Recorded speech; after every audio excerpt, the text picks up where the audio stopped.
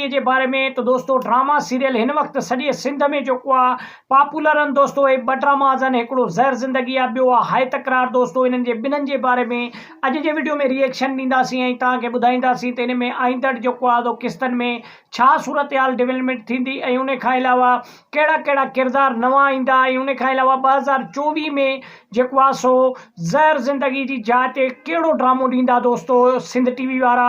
इहो बि मुकमल तव्हांखे जेको आहे सो इन वीडियो में गाइड कबो ऐं मुकमल तव्हां जुड़े रहियो असांजे वीडियो सां गॾु। ऐं वीडियो किथां तव्हांखे सुठा लॻनि त बराए महिरबानी असांजे चैनल खे सब्सक्राइब करे ऐं बेल आइकन खे आल ते क्लिक करे छॾियो। तव्हांजो त बैलेंस हिकिड़ो रुपयो बि न वेंदो, लेकिन तव्हांजे सब्सक्राइब करण सां असांजी हौसला अफ़ज़ाई थींदी आहे।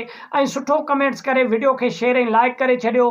त अॻिते हलूं था पंहिंजी मेन टॉपिक। ज़हर ज़िंदगी ड्रामा सीरियल में दलाल गुलाम जेको आहे सो 10 लखनि जो चेक खणी जेको आहे सो बैंक में वेंदो, लेकिन बैंक वारा उनखे मोटाए छॾींदा ग़लति जेको आहे सो उनमें सही हुजण जे करे।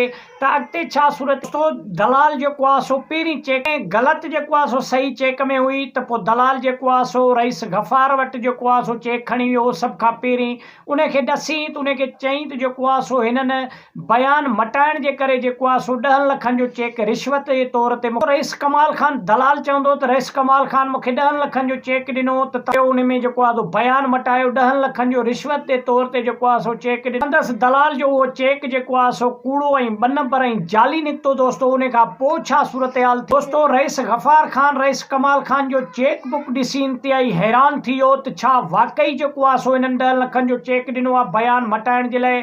कमाल खान रईस गुलाब खान खे चवंदो त मुंहिंजो चेक बुक जेको आहे सो इहो गुम थी वियो आहे, मूं वटि चेक बुक न आहे ऐं मां कतई बि इन मामले में शामिल न आहियां। दोस्तों तव्हांखे त ख़बर आहे त रईस कमाल खान इंतिहाई जेको आहे तो शातिर माण्हू आहे ऐं सभु ॾोह जेके बि ग़लतियूं आहिनि उहे उन जूं ई कयूं वयूं आहिनि ऐं इन जे करे बयान मटाइण जे लाइ जेको आहे सो हिन कूड़ी शायदी खे जेको आहे सो ख़तमु कराइण जे लाइ पाण खे साबित सुठो करण जे लाइ हो भलो साईं बि खणी वेंदो रईस वटि ऐं चवंदो त मां बेगुनाह आहियां। गुल कमाल खान चालाक ऐं होशियारु आहे दोस्तों। तव्हांखे त ख़बर आहे त हे जेके बि सिलसिलो हलियो आहे ड्रामे में इहो कमाल खान जो ई कयो वियो आहे दोस्तों।